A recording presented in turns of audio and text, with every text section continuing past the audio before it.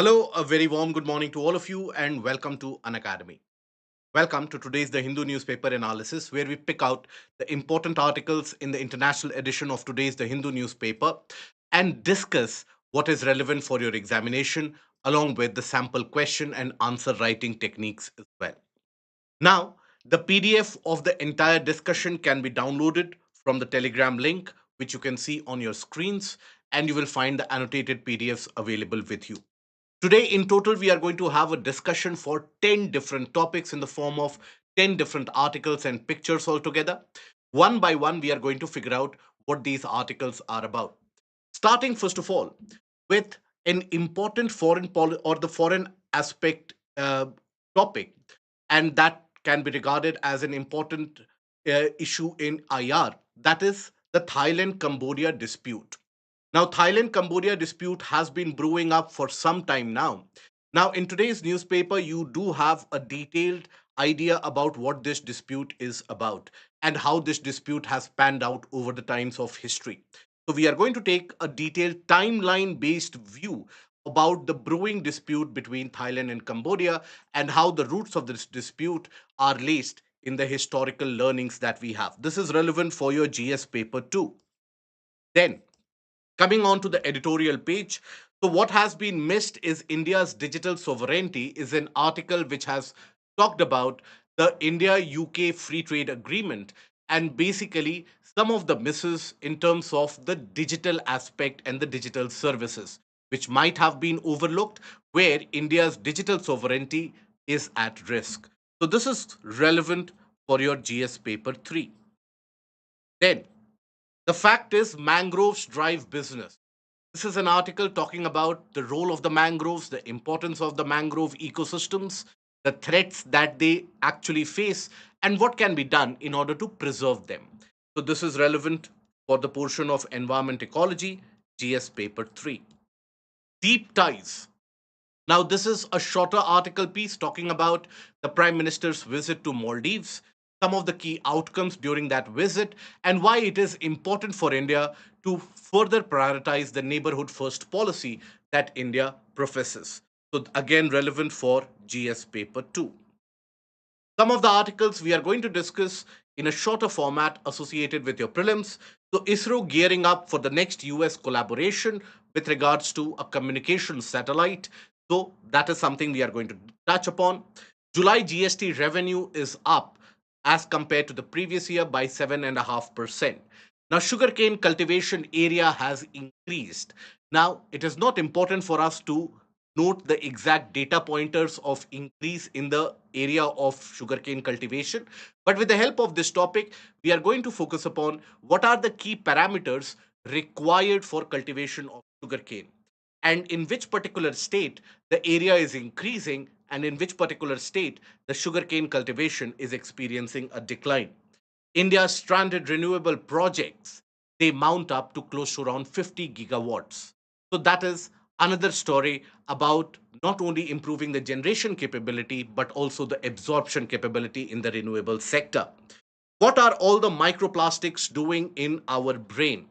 Now, this is a brief article which talks about the aspect of microplastics permeating in the various parts of our body system. But here, we are going to talk about the Global Plastics Treaty, which again becomes important for this year's mains as well as for the prelims examination. And the place in news which has been in discussion is a volcanic eruption in the region of Indonesia, that is Lewotobi Laki Laki. We are going to take a look at the location of this and why this volcanic eruption is happening. So, in total, these 10 topics are going to be discussed in greater detail. Now, before we move ahead with the discussion of the first topic, that is the Thai Cambodia dispute in greater detail and analysis, an announcement for all the aspirants and all the candidates who are interested in preparing for the civil services. We at Unacademy are proud to bring for you the 3-day free trial for everyone, whereby you can get a structured course material free of cost. All that you have to do is enroll in the description which is provided in the link below. Now, here, what you get to achieve or what do you tend to gain from this? You get structured lectures associated with various different top educators and not only for GS but even for optional preparation. You can gauge an idea about, for example, many of the times a candidate is confused which optional to consider, which optional to choose. So, thereby, with the help of this free trial, you can attend these sessions and make a concise or a significant decision that which optional should you pursue and go ahead with. So these are some of the benefits associated. So do avail this opportunity of the 3-day free trial. Do enroll in the link provided in the description below. Having said that, we move ahead with the first article of the day. That is, nationalist agendas fuel the border fight between Thailand and Cambodia. Now, for those of us who are not or who don't have much of an idea about this, for the past few weeks, there has been a brewing dispute across the eastern part of Asia, and that is across the border of Thailand and Cambodia. Now, Thailand and Cambodia, they share a long 817-kilometer border, but substantial amount of that border is under dispute. Now, the heart of this is basically a set of few temple complexes, which each of these nations they claim in terms of their own heritage. Now, these bordering regions, they don't only talk about or they don't only house these temple complexes, but the associated regions thereby.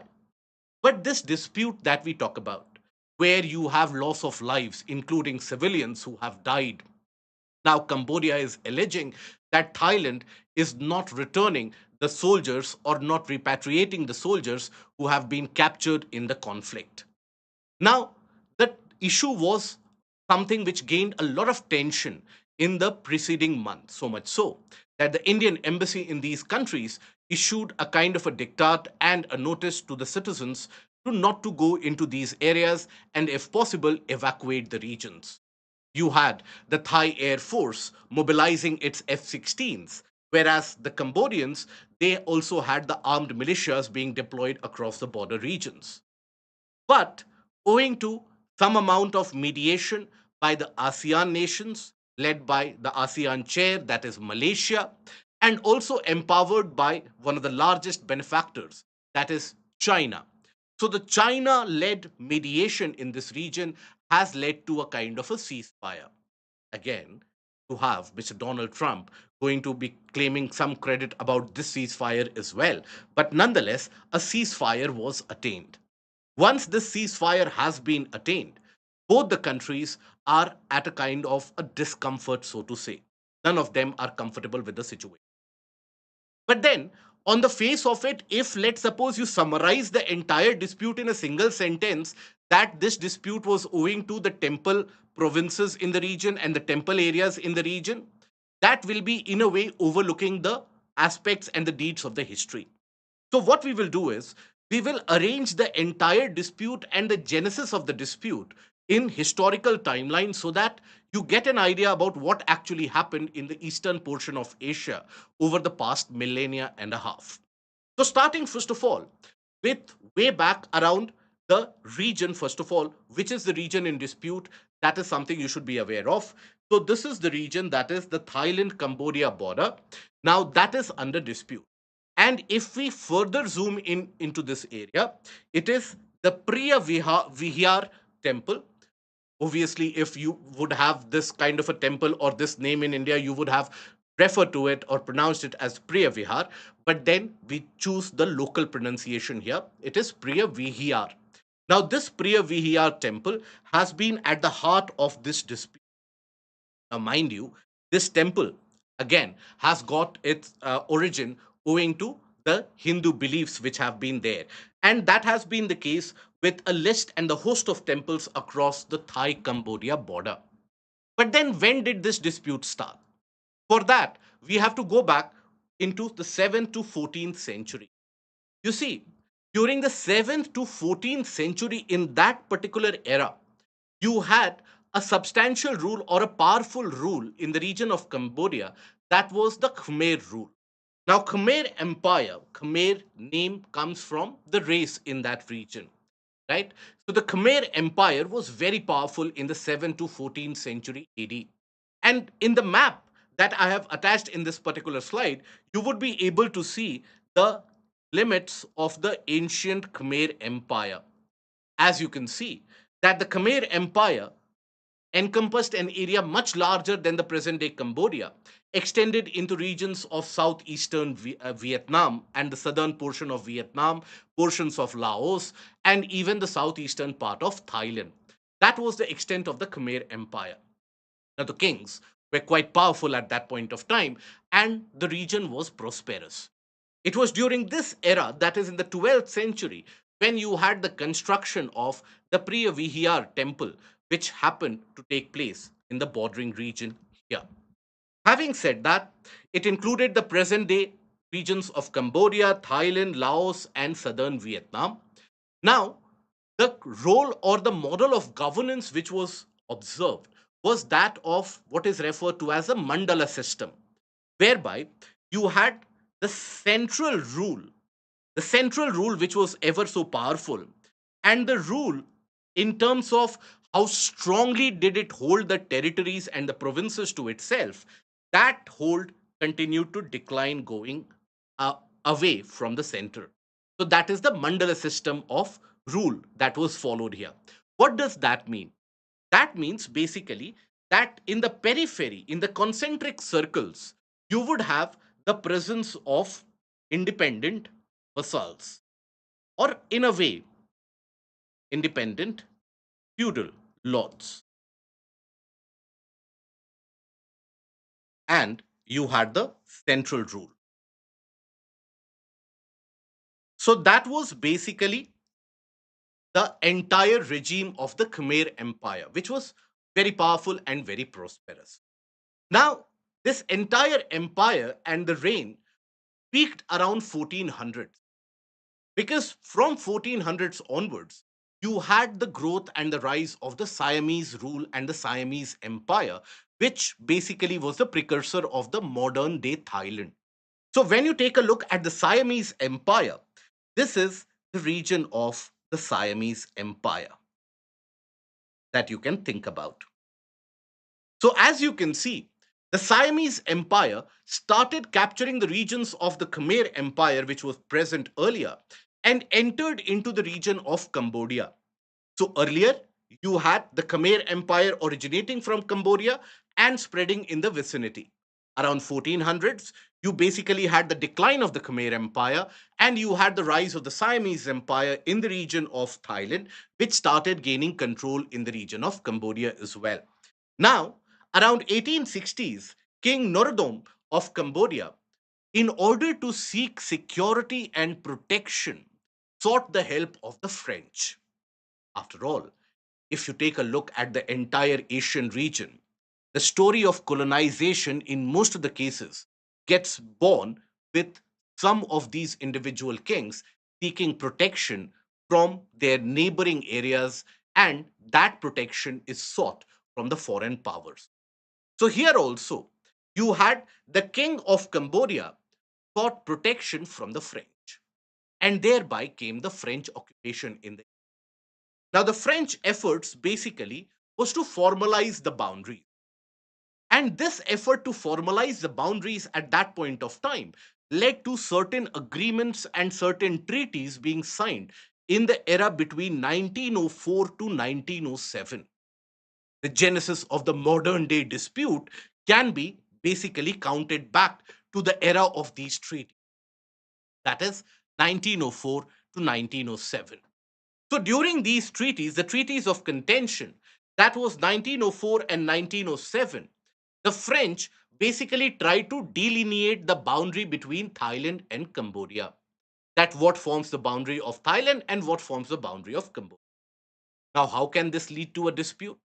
The same way in which we had the disputes with, in the case of Bangladesh and in most of the post-colonial nations of the world. For example, when you end up drawing a line on the map that this will be the boundary, international boundary from today onward. Now this line is drawn by pen. If I zoom this in, now this line can mean that there is substantial area of land included within it. It can mean land of many kilometers altogether. So the line which was drawn by the French, now that line is under dispute by both the countries, saying that this portion does not lie within the line. This portion does not lie within. Because you see, this treaty was signed in 1907. You did not have satellite mapping. Did not have modern technologies out there. But in the modern day technology and cartography, where you can zoom into the last possible centimeter on the map, a larger line drawn by ink can be as broad as a broad brush itself. So that is where some portions, like the Priyavihar temple, that lies in the heart of the dispute. Now, Thailand always said that look, and this is a fight of heritage. The Thai people have always said that look, these temples, they are more associated with our own cultural belief. And the Cambodians, they say that no, look at Angkor Wat. Angkor Wat is a temple in our country. So this temple is of our heritage. Now, this temple is considered to be a Shiva temple in terms of the beliefs. Obviously, the Thais have a different name associated for them, and even the Cambodians have a different name associated with them.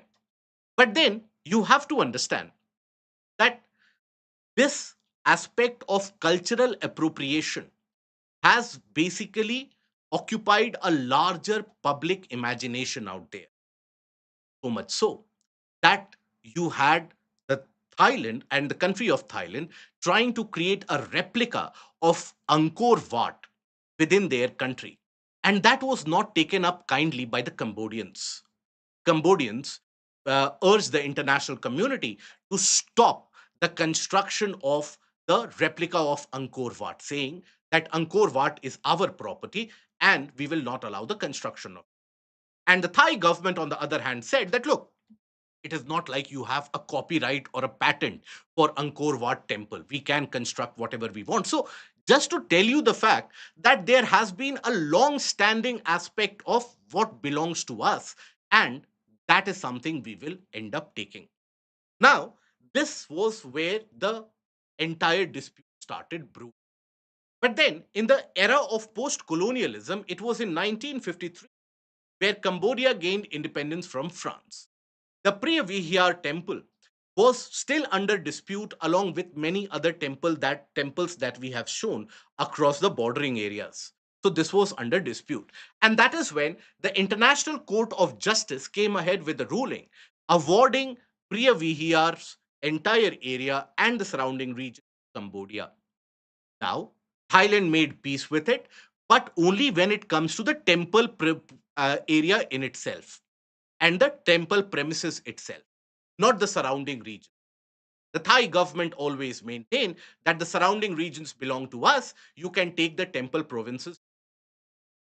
That is again something which further kept on exaggerating the dispute ever since the 1960s.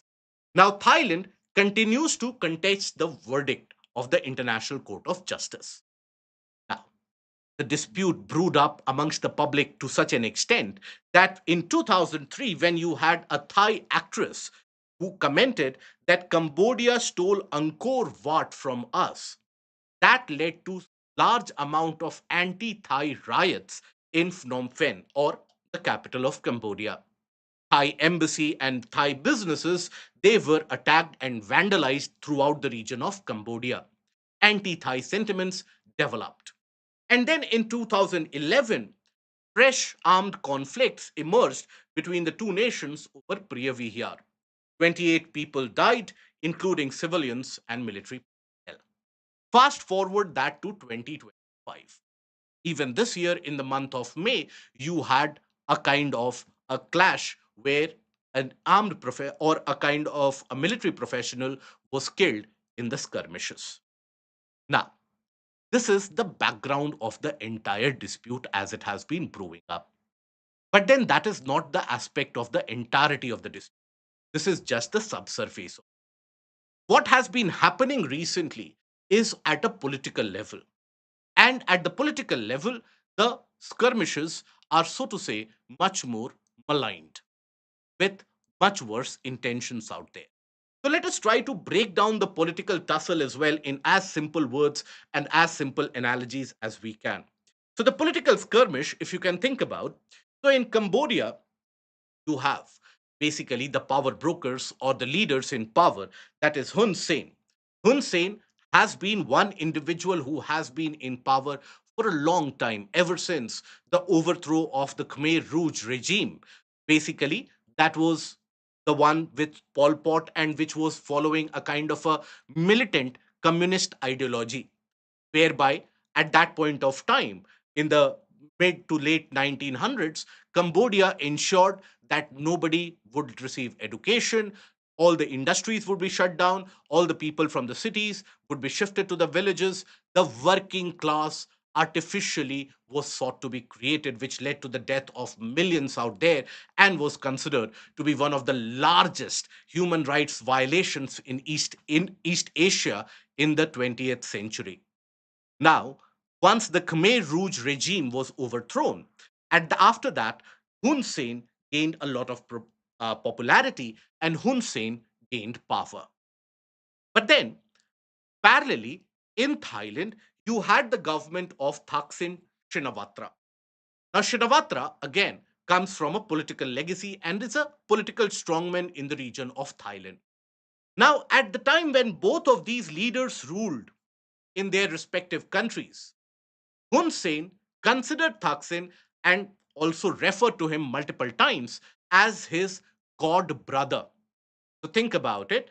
That was a kind of an expression of affection between the two leaders, that we are like brothers amongst each other. And that is where the family ties between Hun Sen and Shinawatras that goes back decades. Now, why are we talking about family ties of foreign leaders right now?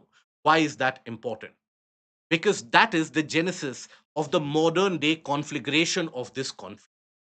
Now you see, Hun Sen vacated his own seat in order to give place to his son, that is Hun Manet.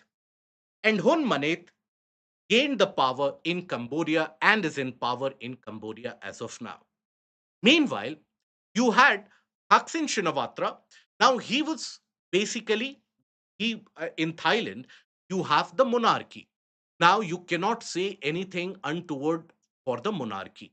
Otherwise, you will be prosecuted for that. Right? Anything which is considered to be derogatory for the monarchy is not considered to be just or is punishable. So that is something under which Thaksin Shinawatra was tried and is still being tried. And that is the rule of less majest. Basically, when you are talking something against His Majesty. So that is where Thaksin Shinawatra was thrown out of power and was removed out of power.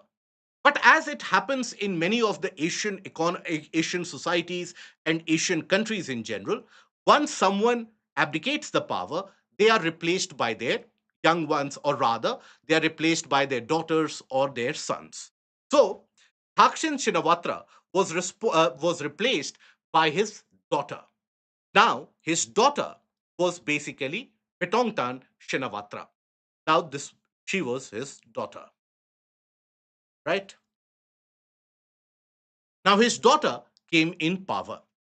Now, owing to the May skirmish which happened, which led to the loss of life of a military professional at that point of time, Thai PM, that is the daughter of Thaksin, thought that because we have family ties with the Cambodians, let us resolve the dispute informally. So, what she did, she made a phone call to Hun Sen. And in that phone call, she referred to Hun Sen as uncle, as a point of address, and basically referred to that how the aspect or the how the situation in the bordering areas are going out of control, and the opponents, that is the Thai military. Now, she termed the Thai military as the opponents, just as a figure of speech that the opponents also need to back down. Now, Hun Sen, the smart politician that he was and he is, Hun Sen recorded the entire conversation and released that entire conversation on his social media account on Facebook. As a consequence of that, basically, you had the Thai PM becoming unpopular overnight, where suddenly, once her conversation with the Cambodian uh, so-called the power man of Cambodia, the so-called person in power in Cambodia. Now, once that phone call was released, the political parties in Bangkok, they took a firm stance that how can our prime minister call someone else their uncle, and if that is the seriousness of the border dispute, calling our own military or a kind of an opponent, then Thailand is in bad hands. So she had to vacate the office. Now, the Shinavatras are out of the office. And the Hun Sen and Hun Manet that rule in Cambodia is very strong. You see, when it comes to Cambodia, Cambodia faces pressure from Vietnam as well. And when it comes to the internal policies of Cambodia, there is always an allegation that Cambodia plays with a kid glove with the case of Vietnam because it understands that Vietnam had a role to play in bringing Hun Sen to power. But when it comes to Thailand, Cambodia knows that Thailand has got a very fractured polity in the sense that Cambodia, just like our neighbor, that is, or Thailand rather, just like our neighbor Pakistan, is ridden with military coups. Every now and again, there is a military coup in Thailand, and there is a new political system which establishes itself. But over the past few or a couple of decades, the Shinavatras have been a constant factor in the political power in Thailand. So that is where the political upmanship between Cambodia and Thailand is slowly and steadily conflagrating, where the F-16s are getting involved, where the border militia or the military personnel on the border, they are getting killed, civilians are getting killed, and still the situation is not under control. Cambodia is alleging that Thailand is still capturing around 30 of its soldiers, and Thailand is not allowing the repatriation of the soldiers unless and until Cambodia agrees in the written format about the ceasefire and the conditionalities associated with ceasefire. Thailand has its own problems with Cambodia. Cambodia, in the present day times, is the hub of cyber crime in the entirety of the world. But then Cambodia is going scot free in the region owing to a larger backhand support and a hidden support from China. So, as a consequence, these two countries they continuously keep on getting on the war path, but at the same time, China, staying out of the picture, mediates the peace and, whenever required, backs Cambodia as per its convenience. So that is the encapsulation of the entire border. So here, Hun Manet is the son of Hun Sen. Okay. Now here, basically, a gist of or a timeline of the entire aspect. So started with the Khmer regime, where in Cambodia, and in Cambodia, you basically had the Khmer regime from where 7th to 14th century AD. It was in 12th century when you had the Priyavihar, rather,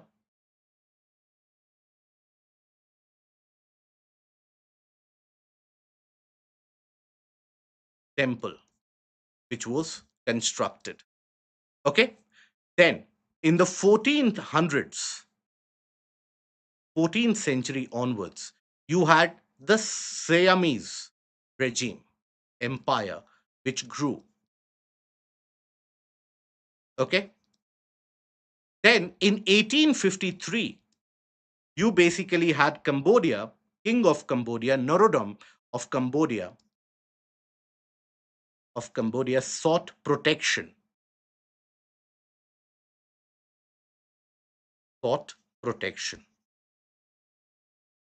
And from whom? From the colonial powers, that is the French. Okay, from the French. Now, French, what did they do? They basically tried to delineate the boundary. And that is when 1904 and 1907, you had treaty between the French and the between French and the Thais. Then again, After gaining independence in 1962, you had a ruling by International Court of Justice awarding the temple to Cambodia.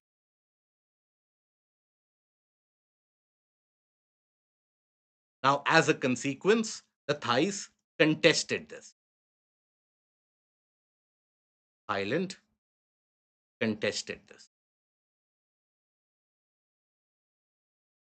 Then, present day, you have Hun Sen, who abdicated his own role to give power to his son, that is Hun Manet, who is in power. In power. Now, what they have done, as we have discussed, they have outmaneuvered the political party in Thailand. Who in Thailand? And the border dispute continues to rage on. Okay? So I hope this is basically the case of the entire, this is understood, and this is basically the summarization of the entire dispute going back around 1500 years or 1400 years between the East Asian nations of Thailand and Cambodia. Okay? Now, after this, we come on to the second article. The second article is what has been missed is India's digital sovereignty. India's digital sovereignty, that is, ownership of our own digital rights and our own digital data.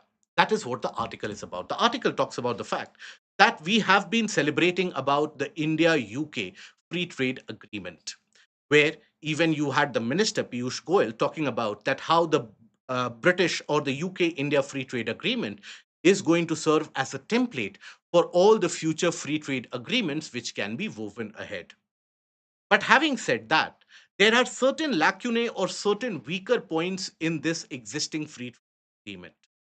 While much of the focus of the free trade agreement is on the manufacturing sector, the aspect of the agricultural sector, the access to the personnel that in the services sector, and that is where all the limelight and the attention is concentrated at. But when it comes to digital sovereignty, the article argues that India has made certain compromises which has gone unnoticed and which is against our long-standing policy in the case of WTO and in other free trade agreements that we have been negotiating.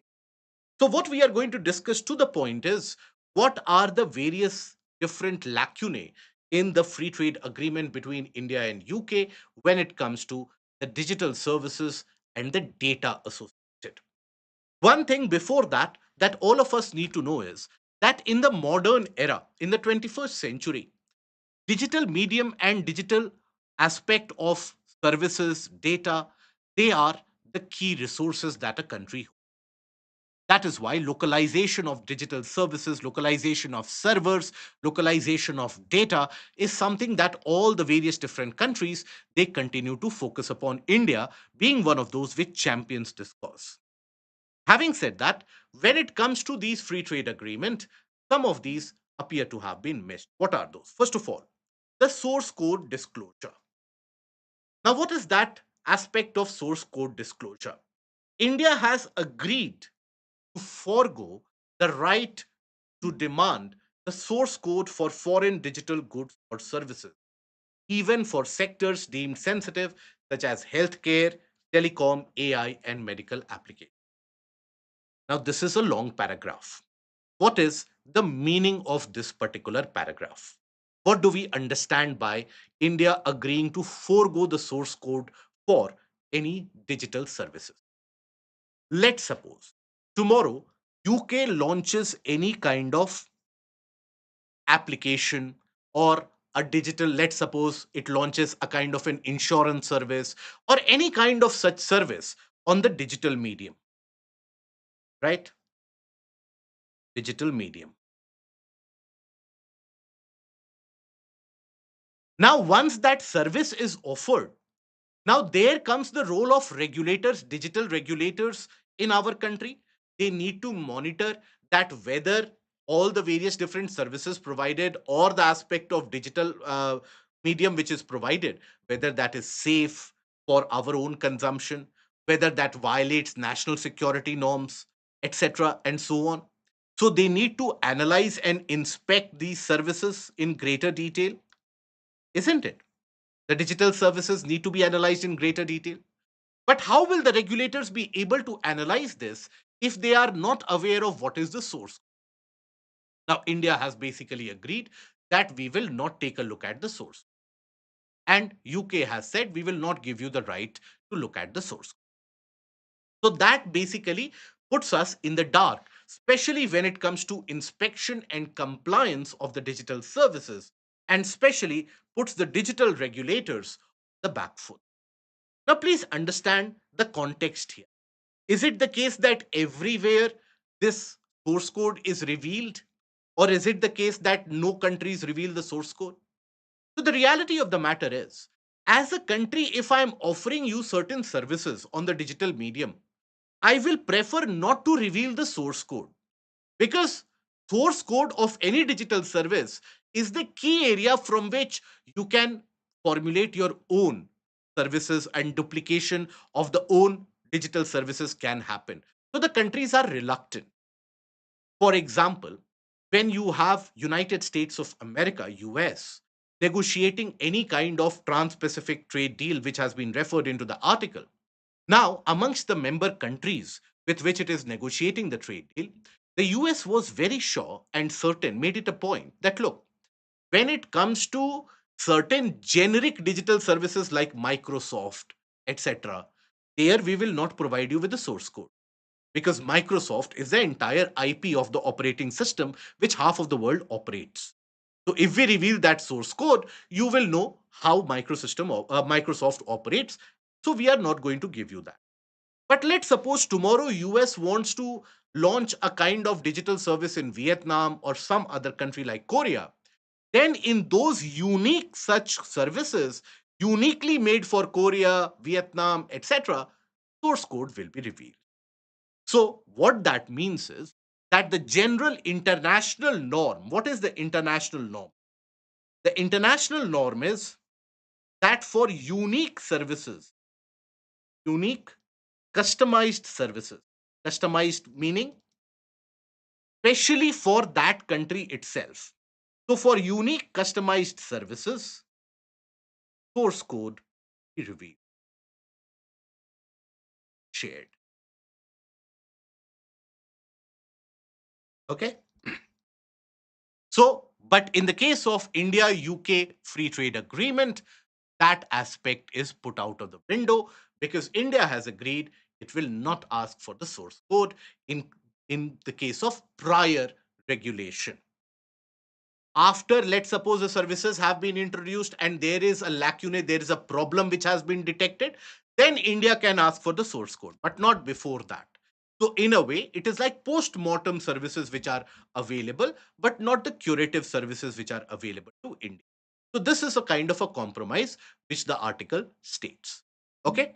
Now, second, the national data. So basically India has agreed that open government data will be available to UK as well. Now, the argument has been from the Indian side that open government data is still following the older definition. Older definition, as in 10 years back, 20 years back, open government data would refer to statistics, government statistics. Statistics regarding what? Regarding growth parameter, regarding employment figures, etc. So India has agreed that we will share with you the open government data. But the article argues that in the modern day paradigm, this open government data encompasses much more, something that you and me, we are not even aware of. So that is where this is about digital sovereignty, that our data, my data, your data, will that be openly available to countries like UK and so on? So that is again considered to be a major faux pas or a kind of a major, so to say, emission or omission rather in our free trade agreement. India has ceded rights to control its own national data, will create issues even in training of AI. How? So you see, Artificial intelligence works on a large treasure trove of data. Greater amount of data training that AI gets, better the AI becomes. So if our data is then available to UK, UK will be able to come out with better AI engines as compared to India. And as a country which is seeking to become an AI superpower in the coming decades, that is a step in the wrong direction. So that is why ceding control of open government data is also considered a misstep. Okay? Now, then, weakening India's data localization stand. India, for a long period of time, has championed the cause that all the data which are transacted within the country should remain within the country's borders itself, be it the servers, be it the data linkage, and the nodes, and so on. Now, they have championed keeping critical data within the national borders. The FTA appears to retreat from the said commitments that India has offered previously. Now, this risks diluting India's position even in global trade deals and even in platforms like the WTO. Now, here the article argues that look, data localization, if it is not possible, then India should not have carried out the FTA because US has withdrawn from WTO on the basis of similar excuse. But US's example does not fit in India's case. In our case, we need to develop our own systems and our own capabilities to such an extent that we can have our own carriers, service providers, which can have the servers within the country. So that is again an area where the free trade agreement goes silent, in a way, ceding territory. Okay, so that is basically again we can stand. So what is the way forward in the midst of all these issues and in the midst of certain kind of omissions in between India and UK? What is the way forward? First of all, need for a clear national digital policy. The article argues that our digital policy is reactive in the sense that we take a look at certain developments across the world and we end up framing our digital policy just reacting to that. If we see the development of AI, we say that, okay, we will also develop AI. If we see across the world AI is being used in defense, we say, okay, we will also use AI in defense. But then there is an argument that we need to be proactive. We need to create our own strategy that where do we see our country's own digital prowess and power going 20 years ahead or 3 decades down the line. So for that, we need a very strong national data policy. Now, India must act to frame a coherent digital architecture. If, let's suppose, we have taken a decision and that decision has been taken some time back, that we will not completely rely on the Western communication systems and the Western companies like the Google, the Microsofts of the world, and we will develop our own digital infrastructure and own architecture. So once we have decided that, we have to develop that architecture and that infrastructure. Then pursue digital industrialization, which would be akin to the industrial policies which were framed earlier. Build a technology policy that promotes innovation at the same time keeping national interest and national sovereignty, more importantly, data sovereignty, on top of the spectrum. A robust digital policy would protect AI training data, right? The open government data that we have talked about, promote local innovation, and build secure and independent. So, this is the way forward which the nation should follow. In a brief 30-second or 45-second revision, what this article talks about. So, the article says that while the India UK free trade agreement might pass all the parameters in manufacturing, agriculture, services sector, etc., but when it comes to digital data, there this is a kind of a failure because there have been significant points which the negotiators have not paid attention to, due to which India can have faced long term damage. Now, which are these points which the negotiators have omitted or they have ignored rather? First is the case of the source code, that India will not seek the access or the right to the source code for any digital service introduced in India, be it in healthcare, be it in other areas of technology which UK brings to India. So we will not take a look at the source code. So that will impact our inspection and compliance regulation. Second, when it comes to open government data, now our negotiators most probably thought it is only about the case of the labor force survey, employment participation, rural area problems, etc., and the statistics and the data that the government has. But the article argues that presently the open government data consists and encompasses a lot more about the individual's data as well, and the data repository that the government has of individual personnel. Now that data being shared by UK will impact the training of our own AI engines, because that data is not something over which only we have control. That data will be available to UK, so UK will be able to train its AI engines better. Third, we have not taken such a firm stance on data localization, which in a way will vitiate or dilute our stand when it comes to the future deals and even in the case of WTO. So, what is the need of the hour? To frame our own independent digital data policy, which consists of robust AI development, data architecture development, and also data sovereignty, keeping in mind innovation and national security hand in hand. So that is about the entire article. Okay. Now, after that, we come to the third article. That is, the fact is, mangroves drive business.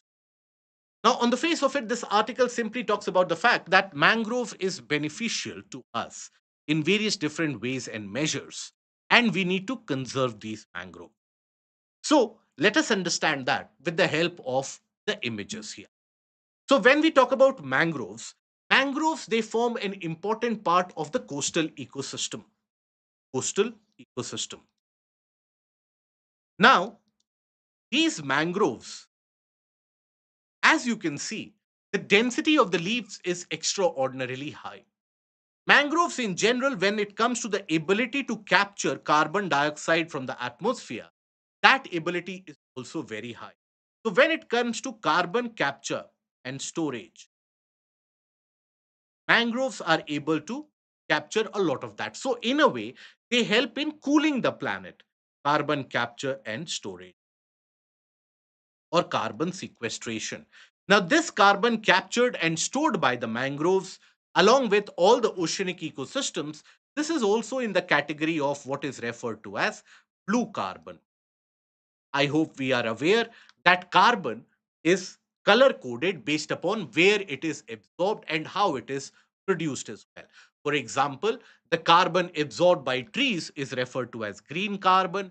Carbon absorbed by the oceans and the oceanic ecosystem is blue carbon. Carbon absorbed by the wetland ecosystem, that is the teal carbon.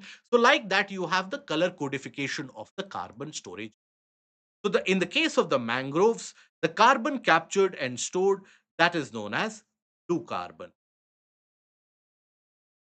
Now, these mangroves have an extraordinary ability to store much more amount of carbon as compared to any normal tree. Any other tree that you see, the mangroves are able to store more amount of carbon associated. Now, being present in the coastal area, they act as a natural buffer as well. Natural buffer to protect the coastal areas. For example, whenever you have, let's suppose, a cyclone, storm surge, or even a tsunami, now the barren coastal areas immediately get flooded. But when it comes to the mangrove region, the flooding is prevented and the coastlines they don't get impacted. The best case in point was the December 26, 2004 Indian Ocean tsunami. Now, the tsunami which occurred devastated the entirety of the portion of eastern coast of India. So the expectation was that Andaman Nicobar Island and the tribes would have been completely wiped out because that was much closer to the source of the tsunami.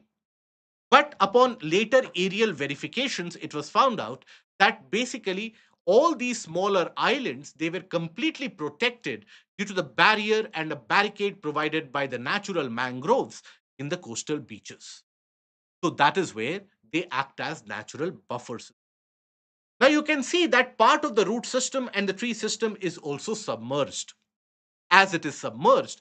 So that means it keeps on providing organic matter into the water. So this becomes a breeding ground for fisheries. And healthy fishes, they basically hatch in these. So very good for aquaculture as well. Now, with the help of the complex root systems that they are also able to trap the impurities and, in a way, act as a water purification filter. So, these are some of the benefits associated with mangroves. Here, I have listed all the benefits with the help of this particular image. So, you can take a look at this and you can see that wood available with the mangroves is used as timber and fuel as well. They impact the livelihoods of around 120 million people across various parts of the world. The ecosystem services, that is, overall services that they provide in terms of availability of forest produce, fruits, etc. Cleaner air that they provide, cleaner water that they provide, better fishes that they provide. All this is the ecosystem service that is provided by the mangroves. Now, that comes out to the tune of billions of dollars every year. Just the case, in fact, is that of Sundarbans. Sundarbans alone account for billions of rupees when it comes to ecosystem services. The mangroves, for example, in Bhitarkanika in Odisha, mangroves in Pichavaram in the region of Tamil Nadu, all of them, they are abundantly, in a way, providing the ecosystem services to the tune of billions and billions of dollars. So that is the case of ecosystem services. Now they have a potential to store 3 to 5 times higher amount of carbon as compared to the tropical upland forest. They help in support of fisheries, tourism, water filtration, coastal protection. These are some of the benefits. But the mangroves also face certain threats. What are the threats? The biggest threat obviously is basically extension of agriculture. So you have extension of agriculture or cutting down of mangroves in larger areas to bring those areas under agricultural system and cultivation. In the regions like Myanmar, Bangladesh, hectares and lakhs of hectares of of mangrove area is being converted into paddy growing land, where mangroves are being cut down and paddy is cultivated. So that is one of the leading causes of the deforestation of the mangroves. Other than that, logging, basically cutting down the mangroves for extraction of the wood, etc. Then you also have aquaculture. Now, aquaculture is a natural benefit of the mangrove. But if you carry it out excessively and aggressively, then that would mean putting the nets in between and clearing certain patches of the mangroves to allow the inlet of the water to catch those fishes. And that again means loss of mangroves. Then you have the mangrove loss owing to the climate change and the rising water level as well. Studies have indicated that in regions such as coastal Florida, in the southeastern part of North America, mangrove loss has happened because of the rising sea level.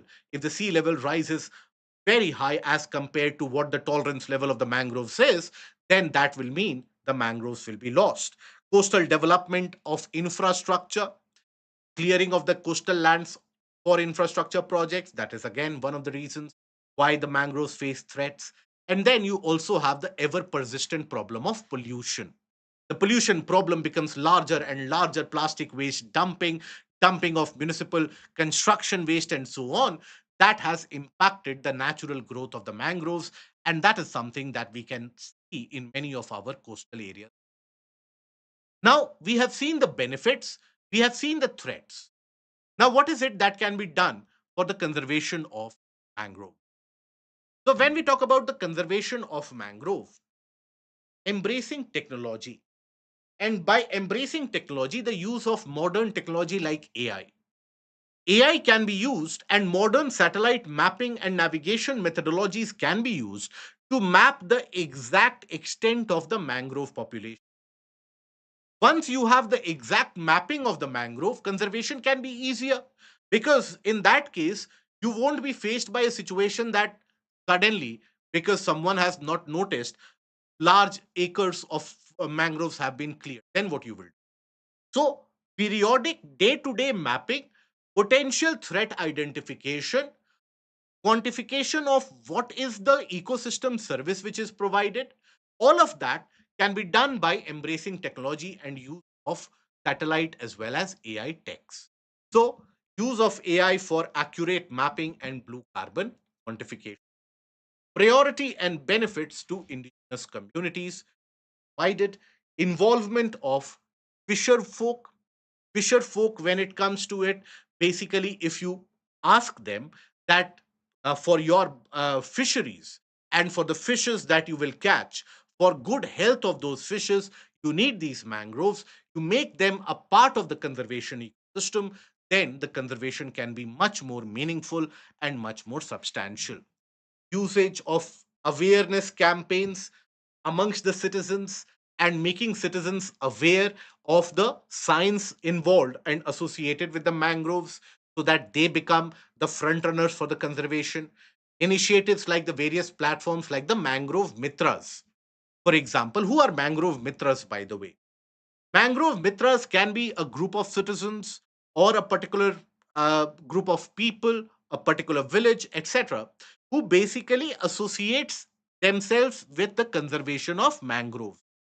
So, Mangrove Mitras is an initiative launched by WWF India in collaboration with Mangrove Cell and Mangrove Foundation in Maharashtra on the day of International Conservation of Mangroves. So, that was the Mangrove Mitra. So, basically, for example, in the region of Bhitarkanika in Odisha, a particular village community, they donated their entire land for the afforestation and reforestation of mangroves. So that community became mangrove mitras. So mangrove mitras not necessarily are individuals, but group of people can be referred to as a mangrove mitra. Or let's suppose even an organization which is involved in certain conservation methodology, they can also become a mitra, so to say. So that is the case of the mangrove mitras. They can be used as conservation tools and methodology. Okay, I hope this is understood. So, we have seen the benefits of mangroves, we have seen the threats associated, and how to proceed ahead with the conservation. So, discuss the role of mangroves in balancing of the natural system, suggest measures to improve the conservation of mangroves. Simple, straightforward question. So, what do you write in the introduction here? Introduction, you basically talk about the mangroves. They form the ecotones of the coastal ecosystem, or a very vital part of the coastal ecosystem, which help in not only the conservation of the over or maintenance of the healthy ecosystem, but also provide various ecosystem services to the individuals and larger community. So, talk about what are mangroves.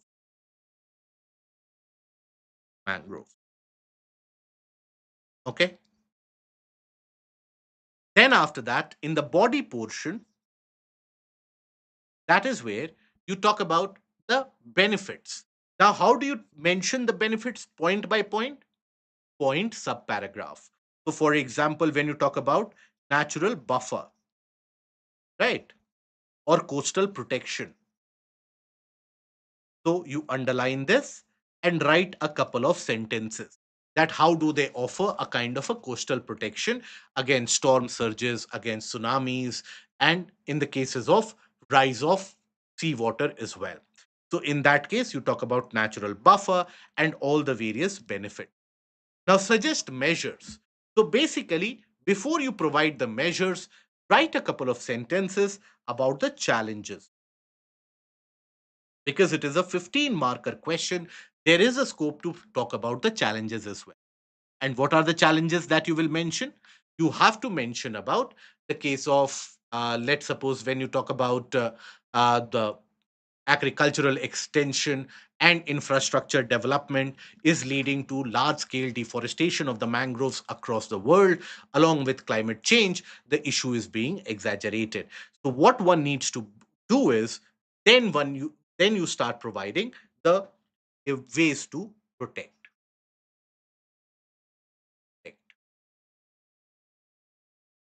Then after that, the conclusion, what does conclusion have to be? So in the conclusion, you basically have to talk about the relevance of the mangroves in terms of the making the air purer, water cleaner, and also the ecosystem better. So, in order to seek a healthier lifestyle going ahead into the future, conservation of the coastal mangroves and in general, mangroves becomes a necessity. Like that, you can end. Okay. Now, after this, we come on to the next article, and that is about the deep ties. Now, this article is written in the context of the Prime Minister's visit to Maldives. Now, you see, India is in a neighborhood which is fraught with tensions all around. And that too will be a kind of an under. When we take a look at our neighborhood, be it Pakistan, be it China, we don't share the best of the relations. Our relations with Nepal, that has also been going up and down the curve time and time again. Our relations with Bangladesh, which at one point of time was something which was very, very good. Now that again is hitting a kind of a turbulent waters. Our relation with Maldives, that was also fraught with tension after you had the Muizu government taking the India out approach in its election campaign and then being voted into power. And you had the ministers of the Muizu government openly issuing anti India sentiments and statements.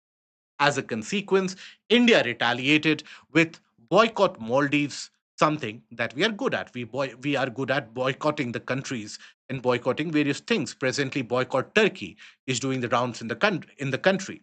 And similarly, you had boycott Maldives, which gained a lot of popular demand as well. Our relations with Myanmar. That is again something which is fraught with issues owing to the military junta regime in Myanmar and their aspect or their policy of providing refuge to certain what we consider as extremists or militants who spread terror in the northeastern part of the country. So that is where our entire foreign policy, which was considered to be on the pivot and the pillar of neighborhood first. So that neighborhood first policy is at risk. The article argues that we basically have to ensure that neighborhood is something which is sorted. Now, Prime Minister's visit to Maldives is a step in the right direction, and mending of ties with Maldives is also considered a step in the right direction. Mind you, Maldives is very important for India, be it for overall security paradigm in the region of Indian Ocean. Now, Maldives also is important for cultural ties, for the aspect of fisheries and trade relation, tourism. So, Maldives is an important member nation and an important neighbor for the country. We end up gaining a lot, basically, on the spectrum of the tourism alone. So, that is where we have to understand that there are benefits. So, first of all, what is the context of the discussion? The Prime Minister's visit from the uh, visit to Maldives upon the invitation of President Mohammad Muizu on the country's 60th Independence Day indicated improved ties. But not only this, not only the visit. This visit was also something which was marked by a host of various deals and certain progress, as the famous president of the United States, Donald Trump, says that the two countries have made a fabulous deal, so to say. So, here, if you take a look at the progress between India and the Maldivian ties, you will observe that there is a free trade agreement which is being negotiated, which is on the cards. A $565 million line of credit has been offered by India to Maldives to solve its liquidity issue and liquidity crisis as well. A 40% debt reduction was offered by India upon the previous line of credit that it provided to Maldives. The currency swap agreement between rupee and rufiya, that has also been agreed between the central banks, that allows for cushioning against the currency fluctuations which tend to happen amongst the economies of India and Maldives. Now they launched negotiation for free trade agreement. MOUs were signed for fisheries, meteorological sciences. Maldives is also important for the space tracking systems, pharma, digital, and the rupee rufiya payment system as well. And India emphasized its long standing security triangle, where India, Sri Lanka, and Maldives, they have for long been talking about a security triangle that together they will ensure security in the region. Now, immediately after the Prime Minister's visit, the Maldivian government invited the Sri Lankan head of state as well, which is again a good sign for the security triangle to be developing. Now, this is, in a way, India's own counter to the string of pearls, particularly in the southern part of the country, that is the security triangle. Right? Now, having said that, still when it comes to countries such as, let's suppose, Nepal, we still have some way to go. Countries like Bangladesh, we are still figuring out how to, or which is the next government which will come to power, and how to mend and basically create a good relationship. In that light, it is always a good sign that KP Oli, the Prime Minister of Nepal, is being invited to India. It is almost a year since he came to power, and it is only now that the Prime Minister is going to receive KP Oli in New Delhi and provide a kind of, or host the Nepalese government and the Nepalese leader in the country. So, like this, we have to ensure that Sri Lanka, Maldives, Nepal, Bhutan, Bangladesh, if not Pakistan and China, the rest of the neighborhood is something tensions and which is peaceful. That is what our long goal and aim has to be. Okay? So that is the case of the Indo Maldivian war. The question associated: discuss the importance of Maldives in India's foreign policy prerogative, highlight the measures taken to cement the relation in times. So, again, a straightforward 10 marker question. What do you write in the intro? You start with a positive note that Indo Maldivian relation is very vital for the betterment of the Indian Ocean region, or to provide a kind of secure environment for trade and humanitarian aspect in Indian Ocean region. Like that, you start with the intro of the importance of Indo Maldivian relation. Then, in the body portion, you start talking about the benefits of India Maldivian relation. Benefits, what are the benefits? First is trade, then you have security, then you have cultural aspect, cultural ties, then you have tourism, right? Then you have geostrategic aspect. Majority of the international sea trade and sea lines, they pass through the region. So that is also important as a net security provider. That is how India sees itself in the Indian Ocean region. So these are some of the benefits that you will list. Then the measures taken. What are the measures which are the outcome of the Prime Minister's visit that we have listed? All these measures can be listed. And then eventually, in the conclusion, to mention betterment of Indo-Maldivian relation aligns with our neighborhood first policy of giving importance to India's own vicinity or proximal. That is for the long-term prosperity of the region of South Asia and overall for the prosperity of Indian region. Like that, you can conclude. Okay. Now, then coming on to certain articles. So basically, ISRO is gearing up for the next US collaboration with Bluebird communication satellite. Now, after the success of NISAR, ISRO is collaborating with the Bluebird communication satellite, and that is the US based AST Space Mobile. Now, this is basically a kind of a private firm. Now, this is also going to be important. Why? Because for the launch of this, ISRO is going to use its heaviest launch vehicle, which it will also be using for the Gaganyaan missions. That is the GSLV Mark III, Mark III,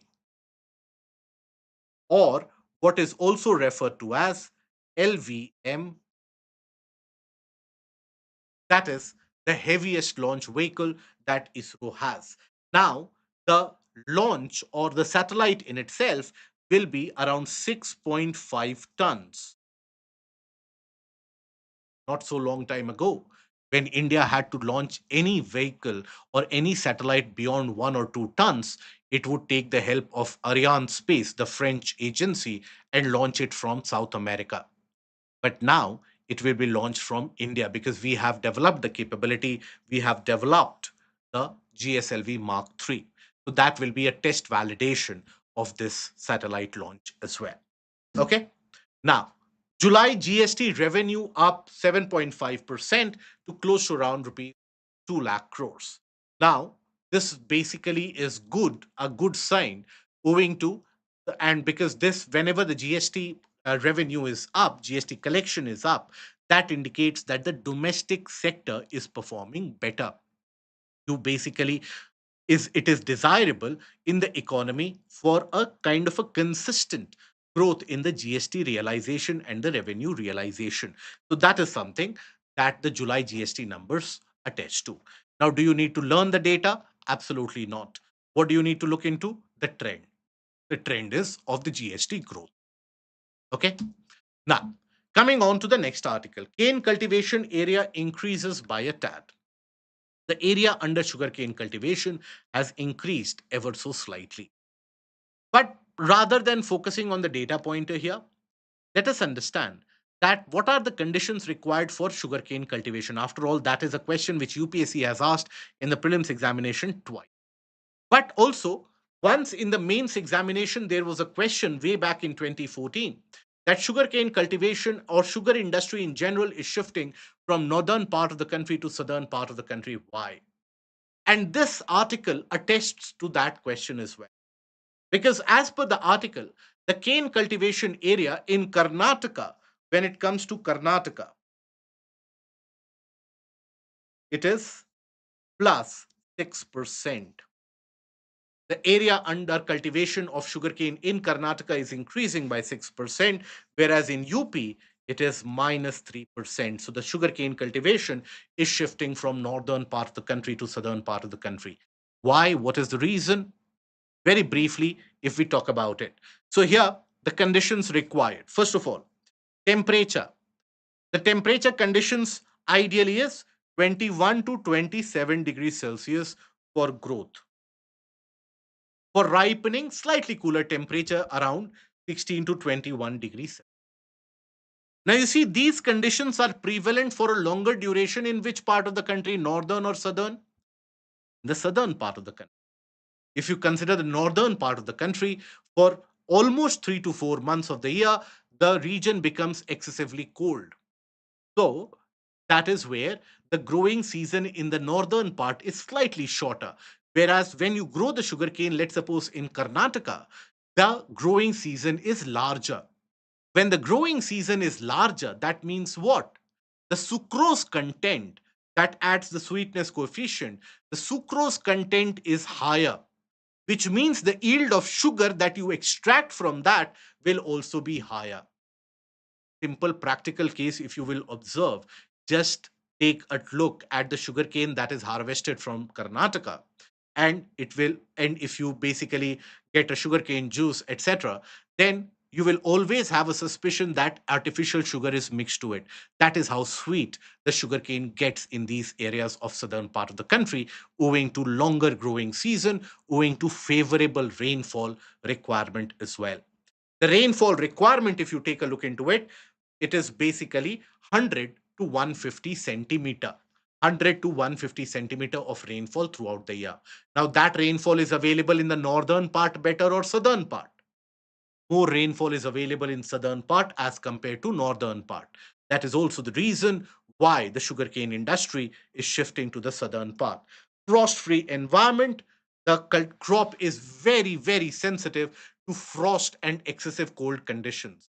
Hence, certain regions like Punjab, Uttar Pradesh, they are turning out to be unfavorable. Anyways, it is so water intensive, 100 to 150 centimeter. It should never be grown in the western part of Uttar Pradesh and Punjab. But nonetheless, what we are doing, over irrigation and excessive exploitation of river resources, that is why we face water depletion in the northern part of the country, that is Punjab, Haryana, Uttar Pradesh, and so on. Whereas southern part of the country naturally tends to receive this amount of rainfall on an average during the year. Then prefers deep, well drained, fertile, loamy, and alluvial soil, and it is a long duration crop depending on the variety. Longer the growing season, better the crop variety. Okay? Now, India's stranded renewable project set to double to more than 50 gigawatts. Now, the data is not that relevant, only for role in utilizing this data in mains answer if you can. But what does this article tell us? The article tells us that look, there are multiple different renewable projects, that is the solar projects and wind projects, wind energy projects, which have been given clearance, where the construction has almost been completed or has been completely done, but still the commissioning is not done. Why? Because the equipment, the evacuation that you need. What do we mean by evacuation in this?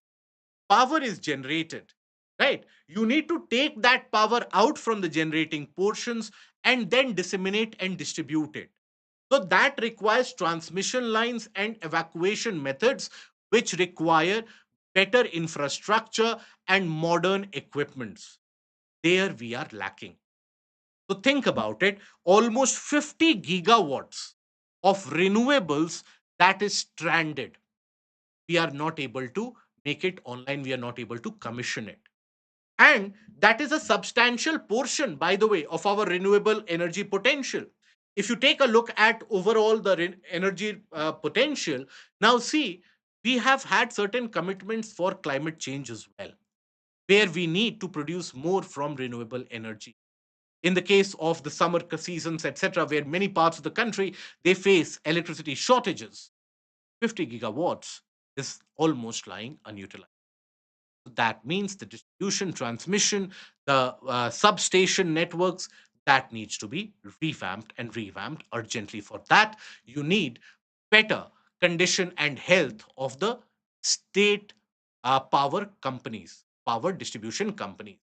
Majority of the state power distribution companies, they are running into huge losses, due to which they are not able to sign the power purchase agreement with the renewable energy generators, and as a consequence, this is lying this is lying unutilized. Why are they running into losses? Various issues such as very low electricity tariffs, the subsidization of electricity. Then, as a consequence, you also have the older uh, methodologies of distribution, or rather, the older equipments, older wirings. That leads to a lot of loss. Okay. Now, what are all these microplastics doing? Now, this article briefly mentions about the fact that microplastics. What are microplastics, by the way? The small subcomponents which get generated once a plastic is disintegrated or is broken down. That is microplastic. For example, let's suppose you have taken a plastic bag and then you throw it out. Over a period of time, it breaks down into many small pieces. Now, many of them to the size of few microns, micrometer. Now, that is something which can pass very easily with the food items, with the water that we consume. It has been found that, particularly, and we have discussed this in the previous newspaper analysis as well, that when it comes to humans and Indians in particular, we have substantial amount of plastic content even in our bloodstream, which impacts our respiratory system and also impacts our reproductive system. It impacts the overall reproductive system, not only in India, but also in China. Latest study in the Nature has found out that microplastics also end up being present in the brain. Now, all of this is vital because from 5th August, August 5 to August 12, you basically have a negotiating committee meet in Geneva, in Switzerland, in order to hammer out what is referred to as the Global Plastics Treaty. Till now, 5 rounds of negotiation have happened. Countries like India, they have basically pulled out of negotiations owing to the fact that it will impact large amount of small and medium industries in our country. Saudi Arabia has pulled out, India has pulled out. So the team of negotiators have been meeting again and again. Now, earlier the goal was to finalize the treaty by end 2024. This treaty is going to be legally binding. So, what is that Global Plastics Treaty? It is an international legally binding agreement being negotiated to combat plastic pollution, especially the marine environment, holding the countries accountable for the entire life cycle of the plastic, from plastic manufacturing to plastic usage, the type of plastic recycling, and eventual plastic disposal. Everything will be considered under the Plastics Treaty. Now, initiated as a consequence of a resolution adopted by the United Nations Environment Assembly in Nairobi, Kenya in 2022. The initial aim was to finalize the treaty by end 2024. But then clearly that has not happened. In the last negotiating meet, which basically happened in Busan, South Korea, India and Saudi Arabia were amongst the major countries which walked out of the negotiation meeting, because India said that our own plastic suppliers or manufacturers of what is referred to as a virgin plastic, the new form of plastic. Now, those are, and their interests are something which will be harmed. So that will impact the poorer section of the population as well. They are basically walked out of the. So the treaty is being negotiated through Intergovernmental Negotiating Committee, that is the INC. Now, INC 5 basically has happened. Till now, you have had these meetings which have been conducted. First was in Uruguay, then in Paris, France, then Kenya, Canada, and then last one, South Korea. Now, in August, 5th August to 12th of August, this meeting is going to happen in Geneva, Switzerland. So, what you need to do is just keep your eyes and ears hooked onto the ground, follow the news story, understand what is being discussed in this. There is again an Article 6 of the Plastic Treaty, which is very contentious. But then again, let's wait for August 5 to August 12 discussion to arrive at what the new conclusion is going to be. Now, coming on to the last topic, that is, a fresh volcanic eruption has been triggered in the southern part of Indonesian province in Lewotobi Laki Laki eruption, as it is the image that you can see. Now, this image indicates multiple things. First of all, the thing that you can notice is the large amount of smoke and ash which is emitted, which can go many kilometers up into the air. Secondly, look at the number of lightning events which have been captured just by this snapshot. So, whenever a volcano erupts, at that point of time, the large amount of dust particle and ash which is thrown into the atmosphere at that in that moment, that provides the electrically charged ions in which you have the lightning which passes. So that is why in the regions of volcanic eruptions, hundreds and thousands of lightning events can happen within a duration of a couple of hours. And that, in a way, also allows for some positive outcome, that is nitrogen fixation to the ground. But in many of the cases, it simply brings some amount of ash laden rainfall region, which can devastate the plants and the ecosystem in the area. So, what is the location of this? So, this is the region of Lewotobo Laki Laki. We have discussed this in the previous edition of Places in News. So, that brings us to the end of the discussion for the day. We have considered various different aspects, from international relations to the aspect of the prelims. If you have liked the content, put that in the comment section below. And don't forget to click on the like, share, and the subscribe button. Till we meet again, take care. Goodbye. Thank you.